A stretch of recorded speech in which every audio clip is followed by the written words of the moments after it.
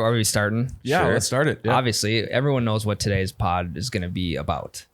Yeah. Prison Scottie. There's one headline in golf right now. Mm-hmm. Xander Schauffele. Yep. He won is his first major? Yep. First major. He's gotten second, like, what is it, 4 times? 5 times? Yes, something like that. Finally gets the W. But again, it sucks for him. It does. To win a major and then have the number 1 golfer in the world steal the spotlight yet again. And let me take a dive into Scottie Scheffler's mind. With everything that happened I feel like over it's the just weekend. Scottie Scheffler's mind, if you were just to tune in, it's the sound of peering an iron and then church hymns. Mm-hmm. Probably. That's just not elevator music up there. It's church hymns, and then just every once in a while you hear an iron peered. Psalm 23. But I bet he is distraught right now because what had happened to him takes away from the actual incident that occurred on the road, right? Somebody lost their life. From what I had heard, it was an absolute shit show getting into the venue itself. Yeah. And because something like this with Scottie Scheffler happens, it just takes everything away from like the actual incident that happened, what people should actually be like grieving about. It's like, yes, the number 1 golfer in the world, like, oh, is he going to miss his tee time? Everyone's all worried about that. But like, first off, someone died. And I can guarantee Scottie Scheffler's like, this is the last thing that I wanted. Well, like, he did. Arrest me 5 miles away with nothing to do with this incident because I like went around a fucking concrete truck in, a coned off area of traffic, like whatever. But this, I'm sure he's thinking like, this fucking sucks because I can handle the court proceedings and whatever they throw at me. But like some guy lost his life, right? Yeah. He did. Every time he was questioned about For it, sure. he deferred back to that, to the family. Yeah, and thankfully, I don't think anyone's upset with Scottie over anything that happened. So. Yeah, I mean, everyone's quite understanding. It sounds like a pretty big misunderstanding. Well, yeah, and as much as you would love to see the misunderstanding, I just saw yesterday that the officer's body cam footage was never turned on. Oh. So his camera was never on. Therefore, I think they don't have full body cam footage as to what happened. But I don't know if we'll ever know like the full Was his story. body cam off, or did Scottie do something shitty and the PGA paid him to lose the footage? And I don't know. But yeah, everyone starts jumping to conclusions right away. And then a lot of this stuff comes out. And I would think, and I've been in situations like this before too, where it's like a really high chaotic situation like that. People's adrenaline starts going and they may start like, I don't want to say overreacting, but it's like the best word I can think of right now. They start overreacting with other stuff going on. Mm-hmm. So it's like a chain effect of Scottie, because of this chaotic situation, Scottie did what he did. And then he was caught in like in the crossfire of like high stress intensity. We got to get this shit figured out. Someone is like on the ground dead. Right. Mm-hmm. And that could have been what led into like, the officer attaching himself to the vehicle or however they describe it. I really want to know what the fuck that means. Cause in my head, what happened, and this could be wrong. I don't know with the whole vagueness of the report. Scottie misinterprets a police officer waving him a certain direction, correct? Like it's a traffic control situation. Yep. Scottie misinterprets it. He begins to drive. And I totally understand this, that in like these highly populated areas, I'm not focused on anything to my left and right. I'm just trying not to hit anybody. Mm-hmm. So Scottie goes ahead of this cop. I'm sure the cop is waving him down, right, to tell him he's going the wrong way. Cop probably leans or puts his hands on the vehicle, and Scottie continues to drive. Is that the understanding that we all have? Is that what they mean by attaches himself to the vehicle? That's kind of what I figured, yeah. Yeah, that's my understanding. And like if his window was down, maybe the cops like had his arm in the window and was like going with the car. If that was the passenger window, then that's totally on Scottie. If you don't notice someone leaning in your passenger window, that's tough. I'm picturing this like he's got his hand above the back tire, like on the trunk of the car. Yeah, I think he was probably at a window. Was it the passenger window? I don't know. I don't know. We don't know shit. I've seen people memeing about it would be hilarious if the body camera footage got released and it was a cop just like starfishing on Scottie's hood. I didn't see him. Yeah, no idea he was there. I like Happy Gilmore when that gal from like from the old folks home like just falls on the hood of his. Get me out of here, The Mr. Lady. Yeah. But again, who knows? And then the mayor comes out and says something. It's like, oh, was the mayor right? Because you didn't have all the facts of like what was happening. And I don't know. It's like you begin to just question a lot of stuff. And again, very chaotic situation that probably would have been handled a lot different had it not been a chaotic. Like if there was just traffic cones to direct flow of traffic with no other accident happening. I mean, it sounded like it had just happened too, because this was like 6 o'clock in the morning. Someone was trying to get out there early, and that's when the accident happened. And Scottie's there trying to get it out there early to hit the range. Yep. So it sounded like I don't think cops like they had enough time to like set up cones and perimeters and shit like that. I think it was literally like 4 or 5 minutes after the accident occurred. Or like 4 or 5 minutes after police arrived on scene after the accident. And then you also have like the police trying to do like all the directing. And then you also have like the event parking staff and like trying to get them in. So it's like, I think their communication could have been better and led to not even in the situation. Just chaos. Yeah. Yeah. Seems like there's been a lot of chaos in terms of just spectators and security at golf events. Yeah. You got waste management, number one. You got this next incident, number two. Mm-hmm. We got trees falling at the Masters. Fuck trees falling at the Masters. Yeah. So, I mean, to wake up on Friday, I was actually I was like 3 minutes away, like I left my house, and then 3 minutes later, my buddy calls me. He's like, did you hear that Scottie Scheffler got arrested? My wife did the exact same thing. I heard it on the radio. Yep. Same with your wife. My wife, she calls me. She's like, hey, you know that Scottie Scheffler guy you talk about? He got arrested this morning. And I watch a lot of TikTok.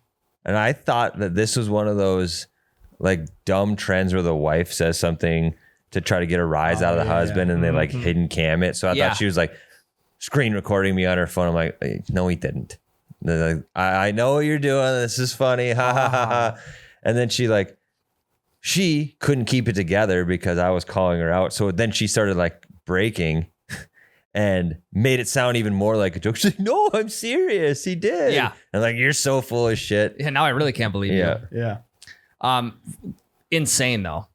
Yeah. It's like one of the first mornings that I've never woken up and like just checked my phone. I didn't check my phone until after my buddy called me, which is like an hour and a half after I woke up. So, and you're usually on TikTok the whole drive into work. So yeah, usually like, well, from the time my eyes open to the time my eyes close, TikTok. So yeah, didn't expect to get that news. Now, was his tee time pushed back because of weather or because he was in jail? The weather. Okay. So I mean, caught a huge break there. Because what would he have done if there was good weather and they hadn't been postponed? I think he would have still been out in time because he was only in jail for like 3 hours and 15 minutes total, in and out.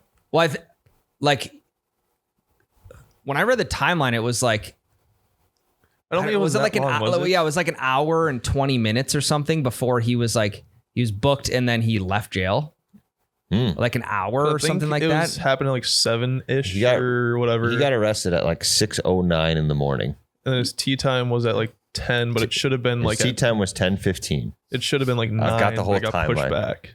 Yeah, and he so by the time like from when he got arrested on the road to when he got out was probably a couple hours. Yeah. It was like the whole process for him was like 3.5 hours, and I see people are like super pissed because like normal traffic violations and stuff, you could take an entire day to process and stuff. And everyone's like preferential treatment, yada, yada, yada. So I've seen people upset about how long the process took. And it's like, well, you just get fucking pissed about anything. But that's why he was like stretching in his jail cell, like getting ready for his round in the jail cell. They gave him a sandwich, which people are pissed about. Which is also insane that he was stretching his jail cell because he's like, mentally, he's still preparing to go out and play and shoot 5 under on that day. I'm telling you, he got arrested. And the only thing in his head are church music and golf shots. Yeah, that if you getting a quick fucking Tabata in the 8x8 jail cell before he's got to go out and start hitting range. You get the power to read minds, and you scan Scottie Scheffler, and all you get is, "Our God is an awesome God." and then you just get a cup sound. Yeah. I've kind of been waiting for his wife to say something about it, because like when she gets a phone call, and it's not like he got his one phone call. Like I'm assuming his entire team was right behind the cop car going, and they were like had bail money. Jake, can you look up what his bail was? Yeah, I'll look it up. It'd been funny if the PGA championship was just like, hey, we'll spot this bail. We'll just take it out of your winnings because we know you're going to make the cut. For real. Yeah. I've kind of like when his wife gets a call saying, hey, your husband has been arrested. What is going through her head? I don't know. They have a 2-week-old, 3-week-old baby. Yeah. Very young. I don't know. Since I've gotten married, I haven't gotten arrested. So I have no personal experience.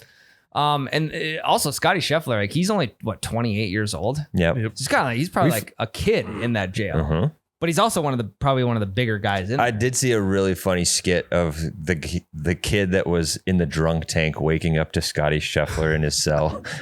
It's like him on the phone, like, Dad, yeah, you come get. Wait, hold on, don't come get me. Scottie Scheffler's in my cell. And like, imagine. Okay, again, I'm not assuming that he had to share a cell with anybody. If he's getting a sandwich, and if whatever, there is preferential treatment. They're putting him in his own cell for sure. Yeah, 100%. They're not going to put him in Gen Pop where he's going to be fucking hanging out with the Bloods and the Crips. Dude, it sounds like they were really nice because he was released from custody on his own recognizance, which means just get out of here, man. Like, you're good. No bail. Get out of here. Oh, shit. So I don't know. Well, I mean, it's not like you're not going to hold someone on bail for a traffic violation. That's exactly. But wasn't it a felony and 2 misdemeanors? Well, that's what they're charging. The original charges. Yeah. Now here's assault of the officer. Yeah. Yes. Yeah, that's Now, getting dropped for sure. As of last night, so Scottie's arraignment, which is like the hearing trial where they just get him up there and they just say, "Hey, here's what your charges Formal are." It's charging. a formal charging thing. His arraignment was supposed to be this morning. Yeah. At 9:00. So what? A half an hour ago, and they canceled it. So they it got delayed. they postponed it to June 3rd. I just watched like the 15-minute YouTube video of Scottie's lawyer presenting to the judge to get the hearing pushed back to June 3rd because Scottie's team wanted more time to like gather all the proper information and making sure they had their pitch or whatever you want to call it intact before that. Because like, I mean, you go from this happening Friday to then going to court Tuesday. It's like, that's a pretty short That is timeline. quick turnaround. And there's new shit coming out every day. Yeah. And then the prosecutor, the Louisville prosecutor was like objecting of this motion by Scottie's team. Well, the prosecutor had thought that they were pitching to the judge for Scottie to be able to do this like over Zoom. And he's like, no, like he's going to be here. He's like going to be in court, whatever. And it's like, no, that's not what they were arguing over something that they didn't even know they were arguing over. Communication silos. Yeah, it was, well, yeah, fucking communication silos in the courtroom, communication silos on the fucking road out in front of the venue. I think he'll get charged with some sort of reckless driving, pay a fat fine. They'll probably give him the max fine. He's not doing jail time. No chance. Yeah, no way. Oh God, no. No. They're expected to just drop everything. It would be funny if he did community service. It would be great. Yeah, just funny. clean up a couple highways, Scottie. Yeah. I'm sure like the community service he already does. I'm sure he donates loads of money. Yeah, but I want him out there in an orange vest picking up trash on the side of the interstate. No, I'm with you. And I'm all about the judicial system working the way it's intended to work. But like, I don't know, when you just, and you can't believe everything you hear on the internet, but it just does make you question things a little bit. And no way. Fuck. You guys didn't know that? I've been believing everything. I thought it had to be true to go on the internet. Yeah, no, we actually didn't land on the moon. If you can Son of a believe bitch, dude. Did you know the pyramids were actually just a clock? Interesting. I heard that. Yeah. Flava Flav. Internet. Flava Flav has a pyramid on his neck. Yeah. So yeah, I mean, obviously, for the PGA, the amount of eyeballs that were now on the tournament, obviously it's not in the way that they wanted to get the eyeballs, but it just happens to be that way.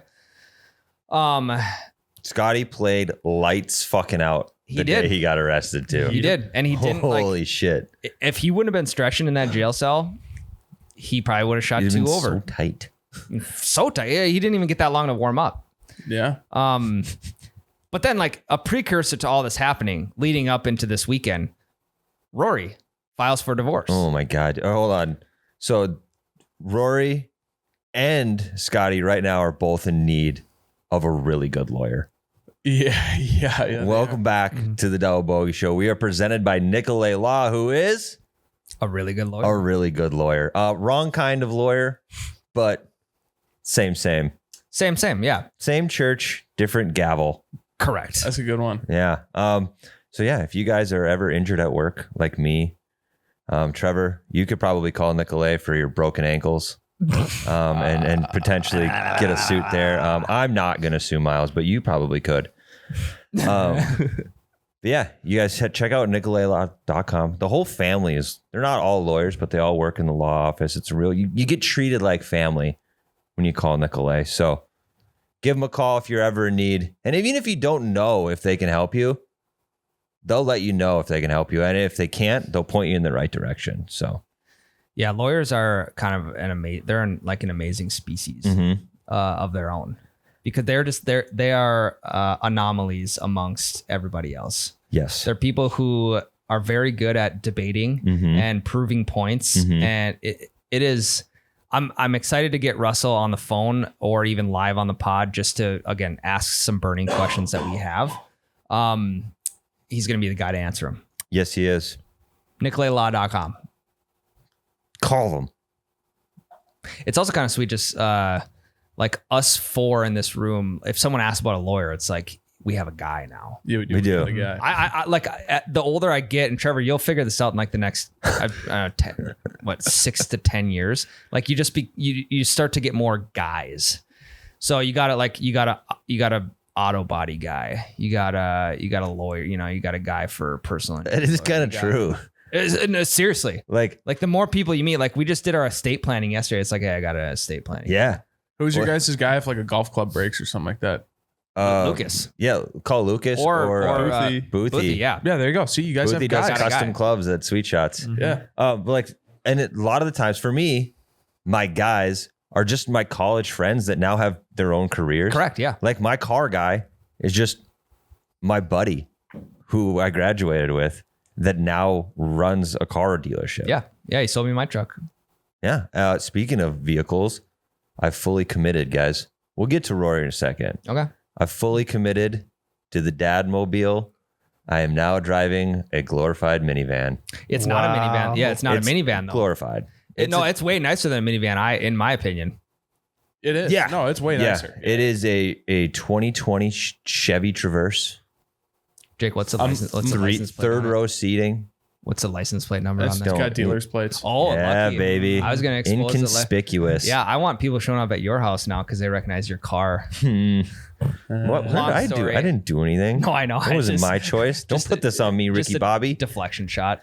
I have people showing up at my house now as fans of the page, so that's anyway. That stinks. We use Ryan's house to shoot You Betcha skits because his house is like more Midwest than Miles's house. Yeah. So we shoot there often.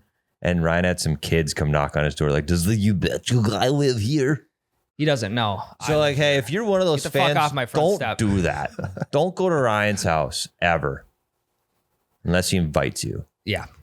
Okay. But yeah, I've traded in the truck. That was the hardest part. Now we don't have a single truck in our family at the moment. It was mid-sized too, Yeah. I mean, my truck and half a truck. The truck and the Traverse I drove a Colorado. The truck and the Traverse are the exact same length. Mm-hmm. I just have more room for more kids now. Got 3 kids. Got to get my priorities sorted. Yep. So I'm basically driving a man van.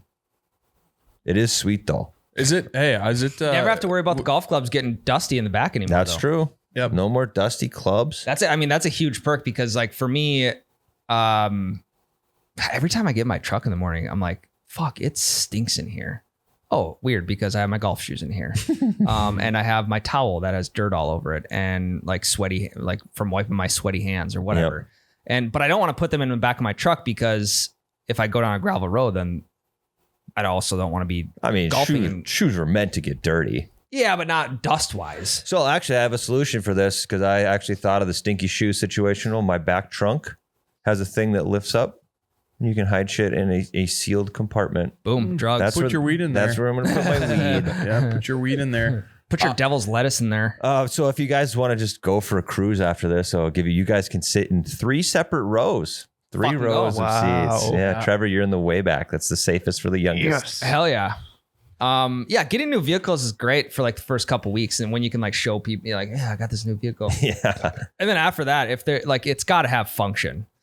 If there's no function and it's just to show off like to other people for a week or two, then cars fucking suck. Well, here's the shitty thing is in about a month, it's no longer mine. It's my wife's because she works right next to daycare. So she brings the kids to daycare. And when we have 3 kids, they won't fit in her vehicle. So in about a month, I'm going to be driving a fucking Equinox. Oof. Same thing. It's just the smaller, and it's quite, we bought it from Grandpa Dave and Grandma Kathy. So it's quite literally a grandma and grandpa vehicle. So I'm going to go from a truck that I loved to driving grandma and grandpa vehicle around. But I think it's fine. I think I'm there in my life right now. Yeah, that's completely fine. Yeah. But Rory got divorced. He did, or filed for divorce. Yeah. Rough couple years for Rory McIlroy. Just punch after punch. So, Dude, he goes to bat against Liv, puts his heart out on his sleeve just to have the PGA go behind his back and partner with the Liv. So his last year and a half of work meant nothing. And then he's cursed at all majors. Brooks Koepka passes him. He clearly shows distress about that in the Netflix doc.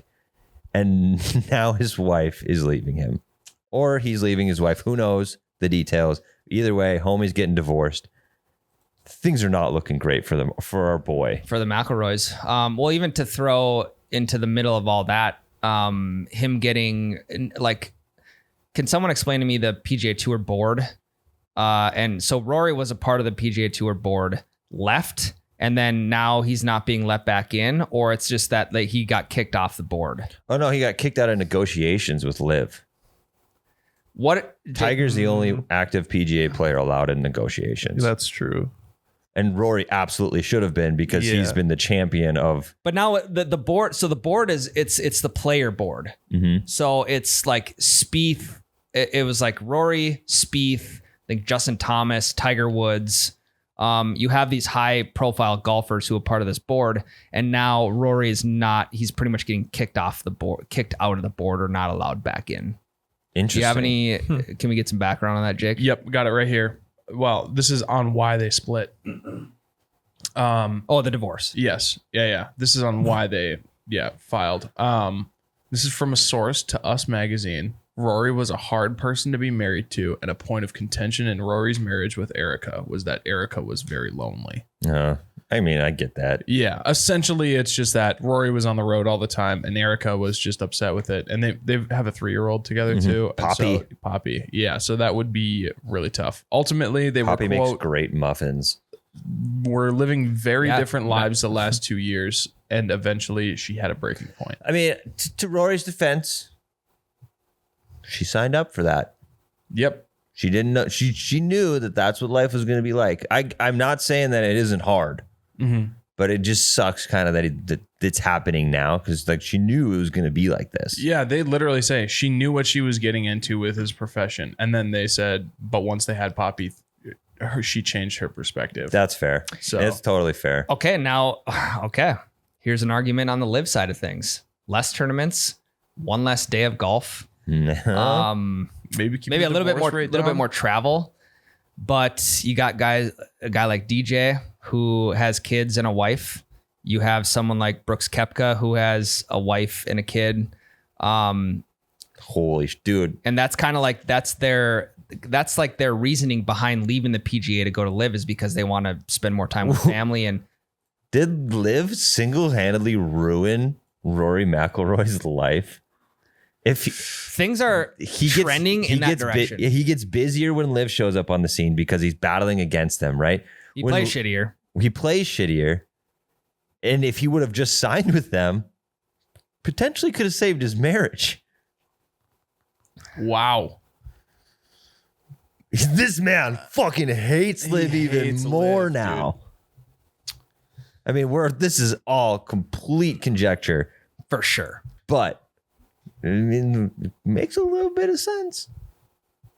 Poor Rory, dude. Poor Rory, dude. Poor. I actually do. I do feel really bad for him. Yeah, he's been going through it. I've never been like the biggest Rory guy. I don't dislike the man. He's never been my dude. Everyone's like Rory was the second coming of Tiger, which he was for a long time. But Yeah. I've never bought into the Rory hype a ton, mostly because I'm proud to be an American. I'm a Conor McGregor guy too, though, so I do enjoy a good. I know. Irish I just instantly skew my favoritism to American golfers. Victor Hovland being the exception. Like I was ride or die Tony Finau this weekend. I really wanted him to make a run because he's been kind of out of the news lately.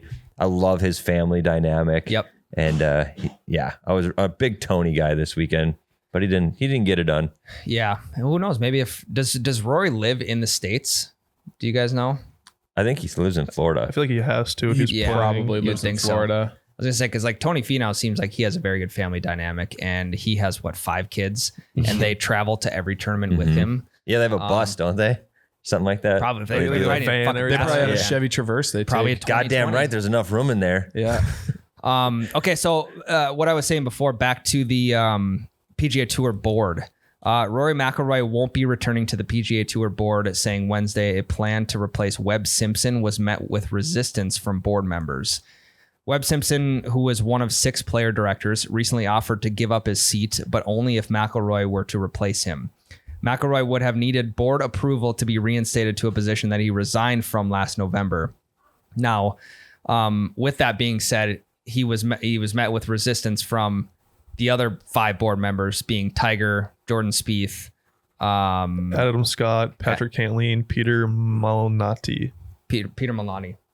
Wow. So Maybe it's because those guys are all accepting that the live thing's going to happen, and they know that Rory will push back, and they're just But now- politicking him out of it. That's okay. what I think. So here's another. We'll throw another wrench into things. The way it sounds to me, and Reddit Golf. Which has to be true because it's on the internet. But dude, if you like Reddit Golf is, I'm scared to post on there. Why? It's a bloodbath. If That- you don't post the correct thing, or if you do put something It's a cesspool. for sure. Someone just posted. So there's 2 different types of Nike drivers that people wanted as kids. One of them's a square head. Yeah, and the other yellow one's one. the tour head. Some guy posted a photo, tried to do it like a meme style photo, like jokingly, whatever, of the tour head Nike driver. And he got ripped apart. This is the same comment section on every one of these posts. Like, it's the square driver that makes the more noise. And this guy's just getting kind of ripped apart. I'm like, fucking relax, you guys. Have you guys ever posted on Reddit? Never. I don't think I No. ever will. I posted on Reddit one time, and it was extremely helpful. Really? So it was when I quit chewing for the first time, and I posted about like the having to chew gum or have seeds as a replacement. And I was like, does this ever go away? And there were so many helpful comments, not a Interesting. single negative thing. And I was like, Reddit's not that bad. Let's fucking go. Okay, maybe I gotta fucking hop on there. Okay, so the live merger. It sounds like it may not even happen. Now there are people who were very influential in making this deal come to life that have now left. Like they have resigned from their position. They are no longer there anymore. So one of the main guys who constructed the deal no longer works there anymore. Interesting. It's still going to happen. It has to happen. Does it though? They've already partnered together. They just don't know the format of the merge. But I don't think anything has been officially signed. I'm pretty positive it has. They've been purchased by that PIF or whatever. I think so. Like they are under one umbrella now. They haven't formally I don't think they are. have an agreement to eventually reach a deal. Yeah. Oh. What are the penalties for not reaching such agreement? Well, it's not. It's just a handshake deal. There's nothing No signed, shit. period. Yeah, it's just a handshake deal. Rory's fucking licking his chops. He still has a chance to win. I would love to see Rory go to live for 500 million. Rory, I actually more than would. that. I would feel good for him if he did it. I think a lot of people would be really upset that he was the most vocal against it. I'd be happy for him. It also it's kind of intriguing to try and put yourself in their shoes and think why would you not take that money? Right. Well, okay, we can ask that question because we don't have that money. Well, they do. They have tens of millions of dollars, hundreds of millions of dollars. Some of these players who Rory, between his earnings and his sponsorship deals, he's fucking loaded.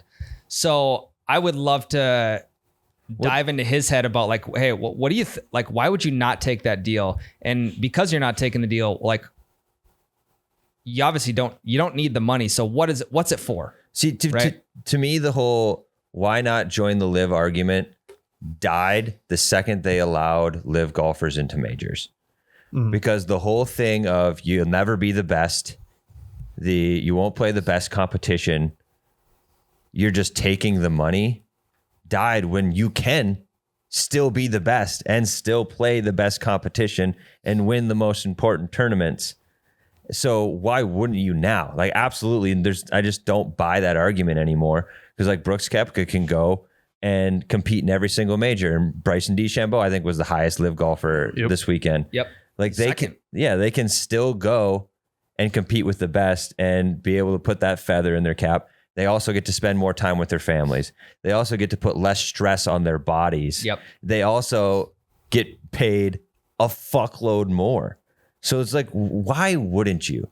You still get to have that prestigious, I don't know, internal value, or like the I don't know what the describe the feeling, but basically you as a human, you get to feel validated by beating the best and competing with the best still. Yeah. That was the only argument against live, really, in my opinion, that stood. Well, I also think in today's day and age, we all understand how big YouTube golf is getting. Now, if you have a favorite golfer, say Bryson DeChambeau is your favorite golfer, and you're super bummed because he joined to live, and then you're not going to be able to watch him in as many PGA Tour events. But for a lot of the fans out there, they're probably not even watching the PGA Tour events on TV. They're watching the YouTube videos and the content that they're putting on social media. So if you can secure the bag, go over to live, still produce like your same social media content that you have been, then I think people are still going to be very intrigued to follow you in your career and what you're doing, because that's the main source of consumption.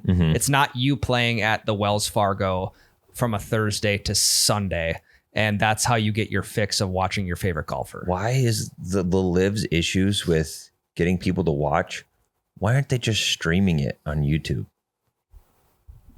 It's a great question. Media rights, and because then they sign with whatever. Yeah, they sign with like TBS or something like that. No, some shitter than TBS. Well, they signed with the CW. CW. Yeah, CW. Yeah. Yep. Like they would get more people watching on YouTube than they would the CW. Well, yeah, for sure. I would probably watch. Yeah, because I don't like. I can just YouTube is like an everyday app I throw on my TV. Yeah. Just background the problem noise. is that when it comes to streaming rights really aren't worth anything, because there's no like serious way to actually make a good amount of money for it, like at scale, right? So that's why you see like still like why like NBA League Pass exists and stuff like that with blackouts in local markets, because there's still no money to be made off of it. Whereas TV deals, like actual like television networks having their own commercials and selling that ad space is actual like is.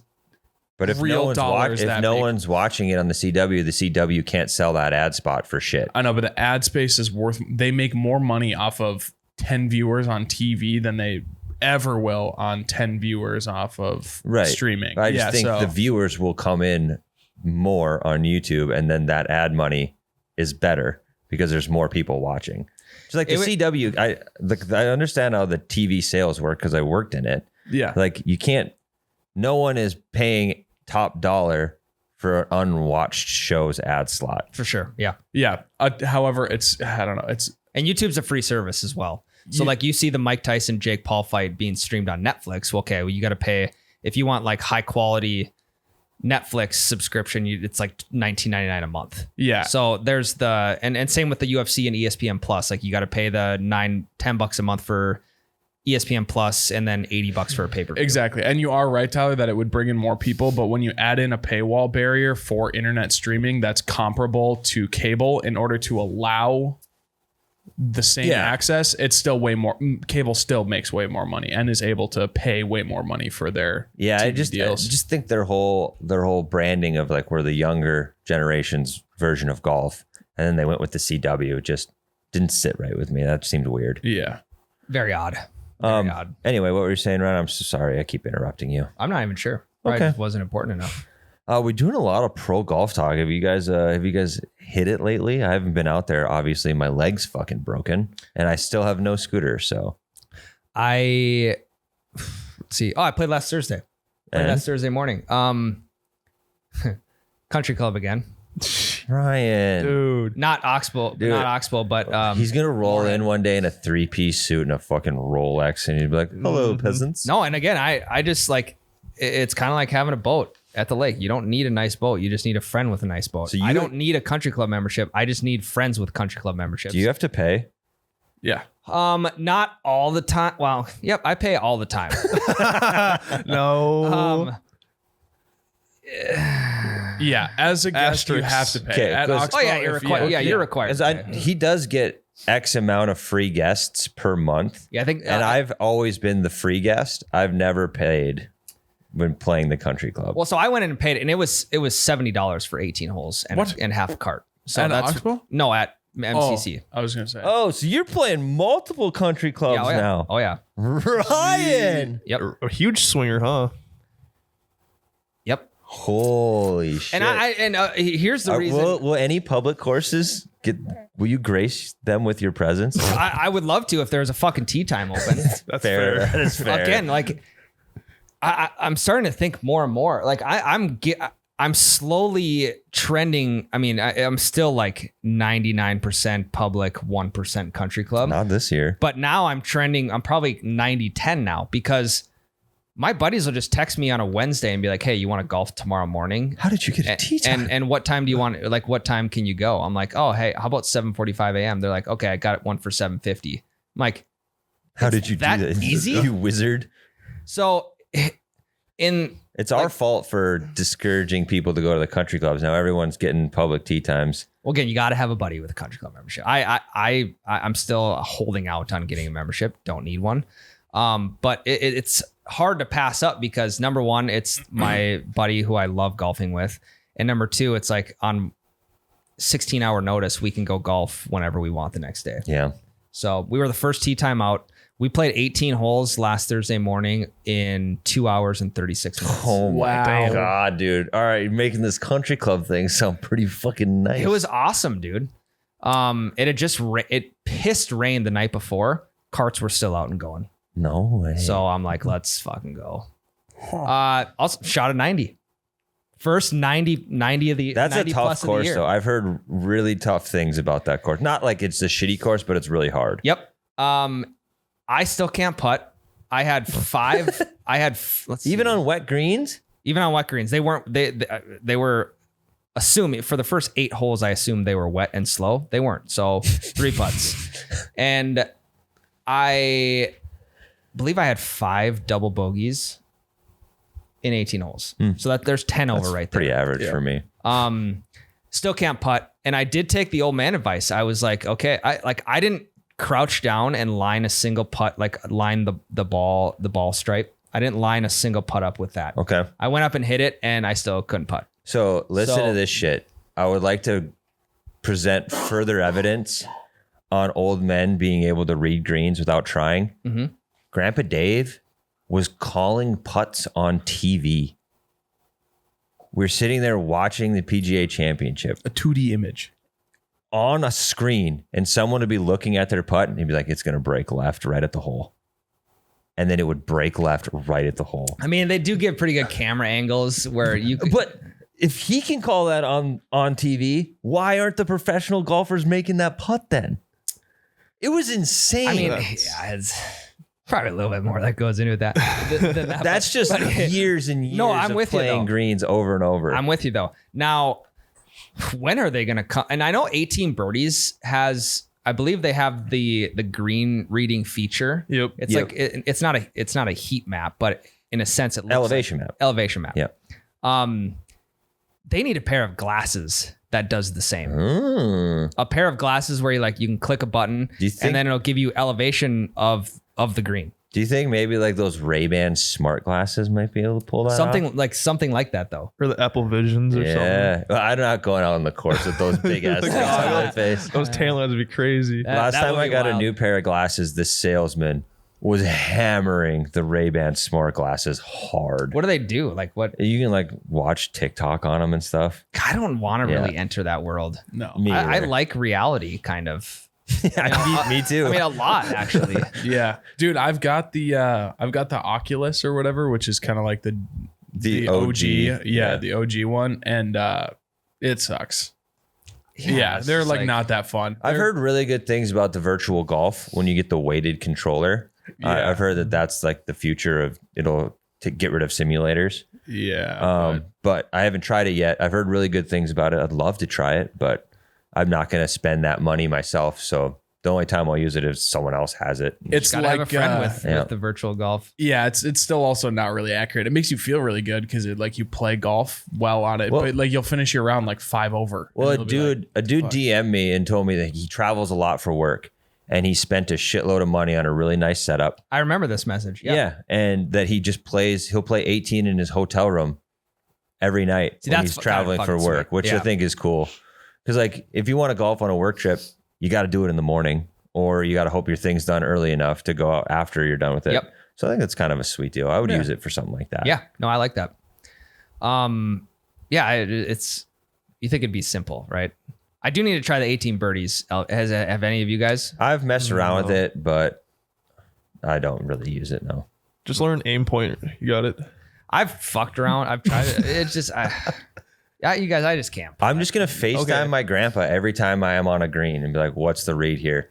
And then just do what he tells me. Yeah, just like set your phone like on the ground. Yeah, to get a nice little. Best I ever putted is when Grandpa caddied for me in the losers bracket of the Pine to Palm. Yeah, like I can't. My make percentage from like 6 to 10 feet is probably like 8%. You gotta try the PGA 2K like little simulation where you like draw the line in your head of where it should go. I try and do that, but the putt preview. Yeah, like where you're like, okay, it should go on this line and it should go in. But for me, it's all about pace, and then I'm always fucking second guessing it. Like when I address the ball, I'm like, God, my feet are really my feet are really left to right or whatever. So you're just thinking too much. So then I like readjust my line as I'm addressing it. And then I'm like, and I putt it. I'm like, I should have stuck with my regular line. So it's this whole deal. It really doesn't bother me that much. Again, I think it's all about who you golf with. If I was golfing with my buddy Adam, I would have hated myself last Thursday because it's just not as fun. If you're not playing well, and then it's just not as fun. But my other buddy, he's always, and Adam's fun to play with too, but my other buddy, he's a vibe. So Ryan and I were talking pre-pod when we found this very eerie similarity. Being a parent and golf are very similar in one facet, right? Being a parent can be extremely stressful. Being a parent can be extremely stressful. You can have a really shitty day where your kids are acting up, they're being assholes. Golf can be extremely stressful. You're topping the ball, you're missing putts, you're in the sand all the time. But in golf, it takes one shot to make you feel like the round was fun. And being a parent, it takes one like look from your kid or one comment from your kid, and you forget about all the other bad shit. It's so weird. I mean, you're 100% correct. And even like, think about bringing your kid golfing. So let's combine those two. Yeah. When you like, even at home, when you see your kid pick up like a plastic club for the first time and start swinging it, you're just like, this is peak life. Hell yeah. Right here. Yep. We'll bring in combining the two. I've brought my kid golfing and it was really stressful and really frustrating for like the first 2 holes because he's running around. He's leaving the cart. He's going where he's not supposed to be going. But then he made like a 5-foot putt and he's excited. I'm excited. And you forget all the shit he just put you through 100%. Going down the fairway. And it's even like, with your playing partner can dictate your mood that day. Right. So if they're like on their phone or they're in a bad mood or whatever, like you're probably going to be in a lesser of a mood as well. If you get home and your kid's in a bad mood, like it could maybe put you in a bad mood too. Yeah, but then it's bedtime and then they say like one sweet thing to you. Yeah. And you forget about all of it. Done. It's like Done. walking up to number 18 and you stick one 2 feet for birdie on the last hole and then you shot 95. It's like your kid, It feels like you shot a 71. Yeah, it's like your kid saying "I love you" before bedtime at Unprompted. It's the best. Hell yeah, and that's dude. why golf's the best. And it's like, why do we put ourselves through this stressful sport? Well, it's like, why do we put ourselves through stressful parenting and early mornings and late nights and all this kind of stuff?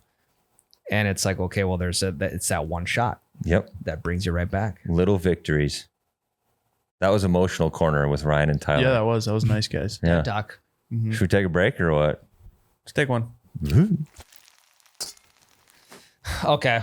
Well, yeah, naturally we just have to evolve from professional golf talk. There's a lot of professional golf talk in that first segment, but a lot That's of fine. Once a major, I think is fine. yeah. And there's four majors, 5 with 1 undeclared. Yeah, we'll talk about the waste management and all 4 majors. I feel like is appropriate level. Correct. Again, big golf history guy. Have been just looking up the weirdest things online as to why golfers do certain things. I've always wondered why, like, what's the origin of golfers waving to the crowd after they make a putt? Okay. Now that was my original question that I just was curious about. And that's not even what I landed on for what I'm about to say next. But to answer the question, are you like a pseudo golf historian now? kind of. And it's easy to understand the history of golf because if you just know the name St. Andrews, that's what you refer That's to. all you got to know. Yeah, you just refer to that for Yeah. everything. And then people are like, wow, you're so smart and you know so much about the history of golf. It's like, well, if you just heard of the name St. Andrews, then you're pretty much a historian. Yeah. So, but just to do you guys know why do they wave to the crowd? Because it's a proper etiquette, gentleman's That's sport type of deal. My guess Yeah. is that it's just a nice thing to do. Thank folks for coming out. Golf has always been this classy thing, so it'd be weird if they were like, I don't know, fucking WWEing on the ropes after they made a putt, you know? Yeah, true. Acknowledge the support of the fans. I Yeah. don't know. Yeah, because like if you hit a home run, you don't wave to the crowd. Yeah, that's true. You know, it's kind of odd. But I couldn't even find the answer to that. Every other I thought you were about to give it to us. no, I was just curious as to if you guys knew. But when I was searching that, every hit that popped up was in regard to waving up on a par 3. Now, have you guys ever heard of waving up on a par 3 or just waving up on a course in general? I have no idea. Is it like I also had no idea either. And it's actually, it kind of makes sense, but it's kind of fucking stupid at the same time. Any ideas what it is? my guess is my guess. guess is that it means letting somebody play through. That's my guess as well. Yeah, like someone's on the tee box and you you wave them up. Yep, you wave them up. You're like, all right, you can play now or whatever. I don't know. I'd be like, you're finish the par 3 and you wave them to hit so you can watch if they make a hole in one. Okay, Trevor, you're actually really close. And you guys were also you're pretty much correct. Okay. But okay, let me give you the explanation. Waving up on a par 3. At some courses, it is customary to wave up on par 3 holes if the conditions are right. Now, there's multiple conditions, and there's for this to all happen at once is 1 in 1,000. Probably more than that. I've golfed 1,000 times and I've never heard of this. Okay, so waving up means that when everyone in your foursome has reached the putting green, they mark their balls, walk to the fringe, and signal the following foursome to hit their tee shots. When everyone in the following foursome has teed off, the group at the putting green finishes the hole uninterrupted from that point on. Gotcha. So they're letting them play through on the green almost. So they're setting it up so that the next group can tee off first on the next hole? No. Oh. So what is the point of this then? Okay, so if us four were out golfing, we came up to a par 3 and there was another foursome behind us that was kind of pushing us a little bit, whatever. We would hit our tee shots on the par 3. We would go mark our balls. We would all walk to the fringe, and then we would wait and watch the group behind us hit their tee shots. Now, once they're done hitting their tee shots, we go and finish our putts uninterrupted. So like while they're walking up. So it eliminates having it's supposed to keep the flow of tee shots going versus having them sit there and wait for us to hit tee shots and then make our putts and then walk to the next hole. Yeah. This actually makes a lot of sense because I mean, the one hole that you really rarely ever let somebody play through on is a par 3. Right. Yep. So the idea behind this is to save time so that the foursome on the green can be putting while the following foursome is walking towards their balls. Yeah. However, this will only save time if the following conditions are all met. The hole's got to be a par 3. The following foursome is at the tee and is ready to hit.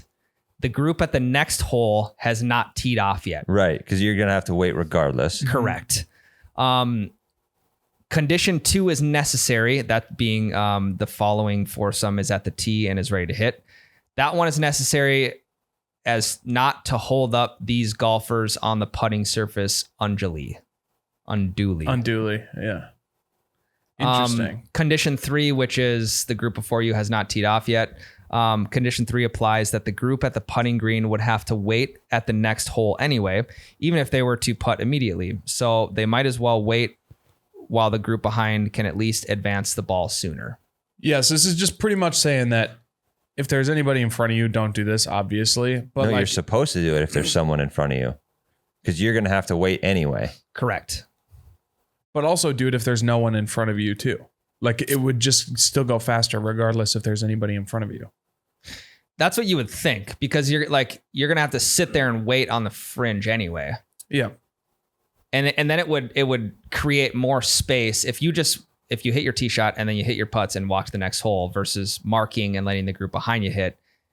You think you'd create more distance between you and the group behind you if you did that with nobody in front of you. Well, yeah, it's not about keeping more distance between you and the group behind you. It's about the group behind them because you want to keep that group moving as you. I feel like this would just create a giant bottleneck on that par 3 because now it's like the whole traffic effect where you got a long line of cars in traffic and one dude taps his brakes way at the front.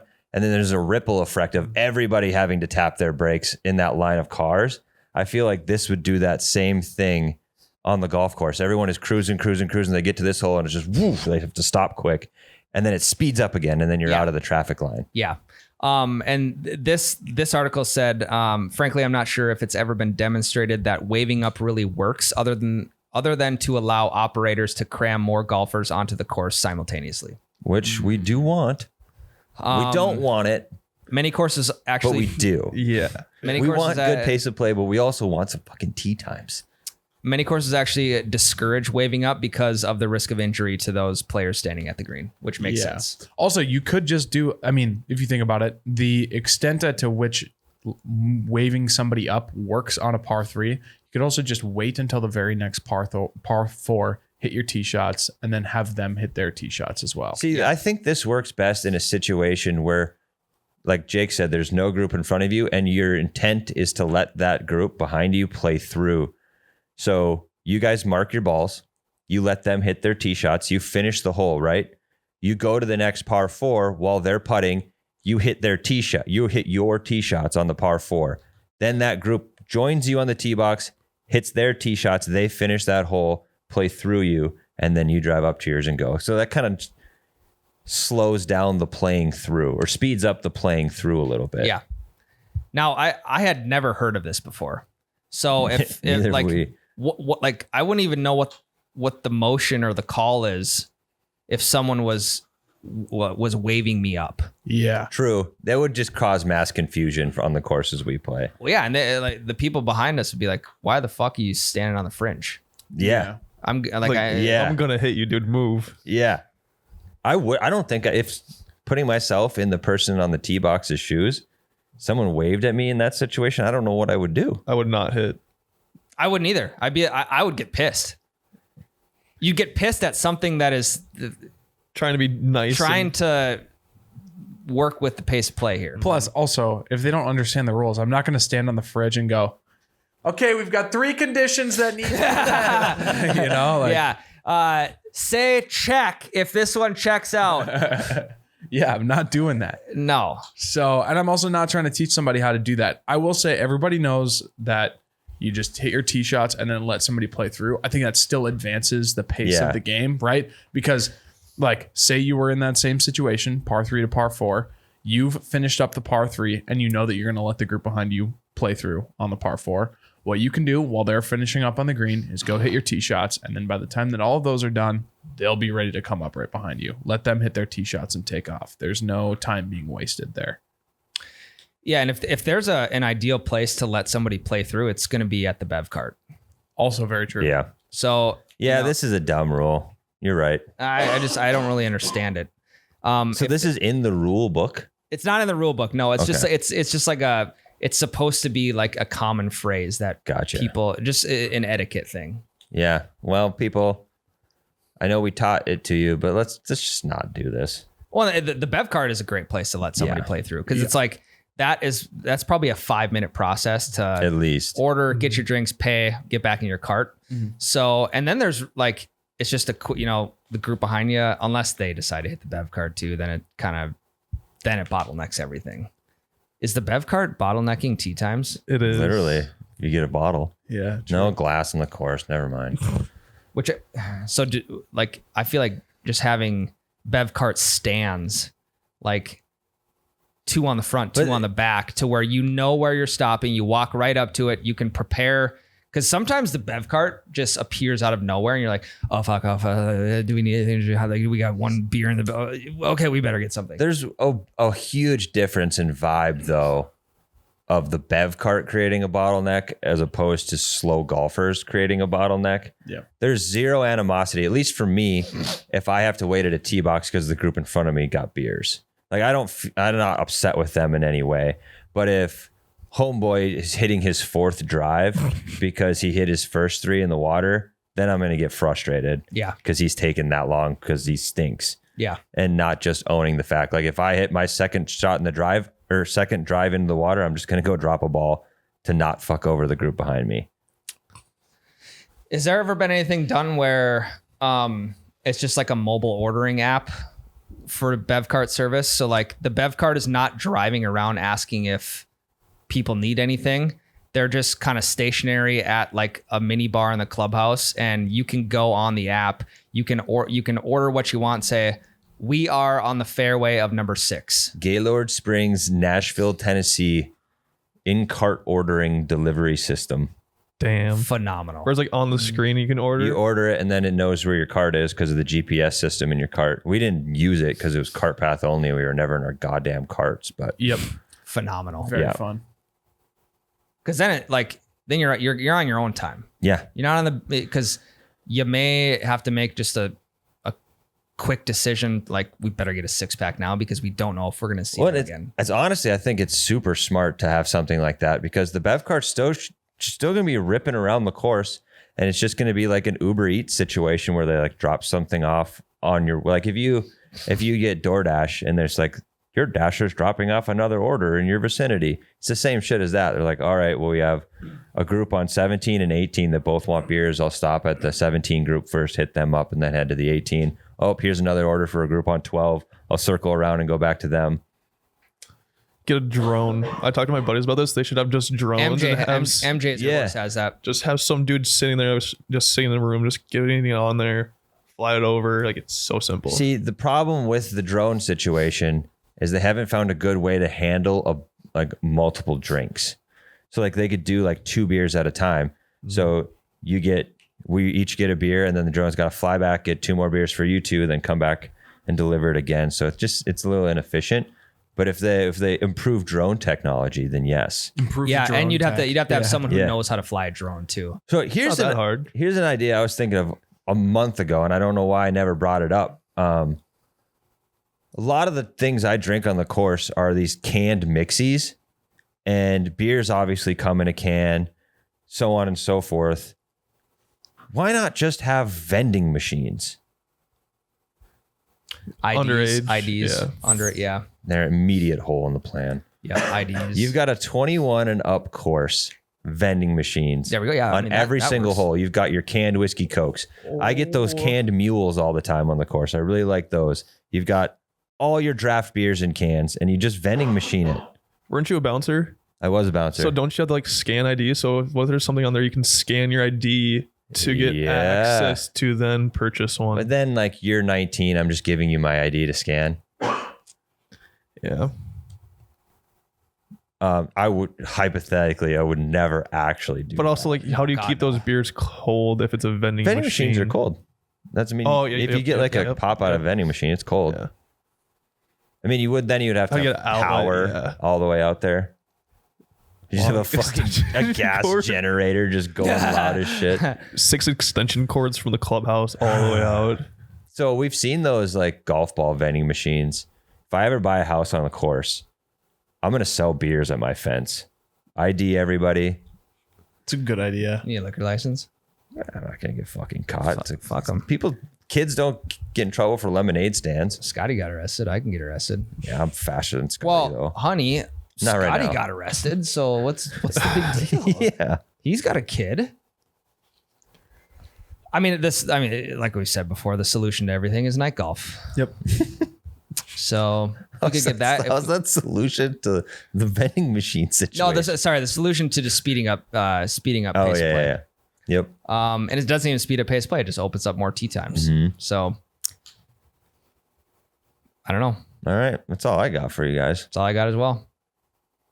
Go ahead and wave someone up on a par 3 and let us know how it works out. Let us know if anybody else understands what that means. Actually, if there's a group listening to this that has 8 people, they know, and you have back-to-back tee times, try it. Just because there will be no miscommunication because everyone's informed ahead of time. Yep. I am curious. I want to see how it speeds things up or if it is kind of nice. So if you've got a group of 8 and you have 2 foursomes back-to-back, give it a shot and let us know how it goes. Well, and so like, what if somebody in the group behind you, they stick one on the green that's like right in your line? Right. I think you'd have to mark it for them, right? Wouldn't you? But why would I go mark their balls when I already have my ball marked? Correct. Yeah, you'd place your ball back down and then use your marker to go mark theirs. Then you have to leave your marker there for them. No, then you would just put their ball back and then leave. That's how it does work. Yeah, it's just logistically, it just doesn't seem. It takes the same amount of time to hit a shot as it does to hit a putt. Right. Yeah, I don't line my putts up anymore anyway. So just let me fucking just putt it within 6 feet. I'm not even going to look at the hole anymore. I'm just going to close my eyes and putt. Ryan hits green, just adds 3 strokes. Yeah, if I hit the green, I'm just going to go grab the ball and just add 3 strokes. So easy enough. All right, ladies and gents, stay out of jail. Have a good weekend. We'll see you next week. Yep. Love you guys. Love you. Love you. They piped that the wrong way. I'll call the clubhouse. We'll book another 18 for tomorrow. Okay, they cheated on that. They fluffed their balls. Yeah, no better time for the breakfast ball than now.